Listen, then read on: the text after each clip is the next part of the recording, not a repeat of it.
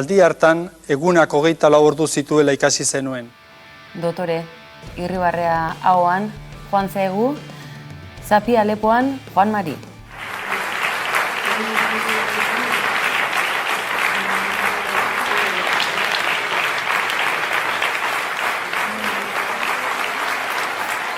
Amodiozko gutunari eskutik helduta joan da eutanasi, baina gogoratuko dugu ekologista, antimilitarista, independentista, berritzailea, pentsamendu harago eta futbolista elkarrekin joan baitira Juan Mari eta Bittor Alkizar. Babilonia urrun da baina eta horiok aste honetan egin du garraxe. Gaurtik aurrera horretan jarriko dugu indarrak.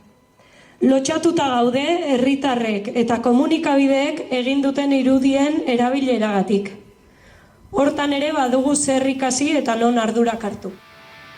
Gizarte, hiritar, erakunde, asko dugu aurretik, oraindik ere zertan ikasi. Lourdes, zuri ukatu dizuten askatasunaren alde borrokatuko gara. Azkeak izan nahi dugulako.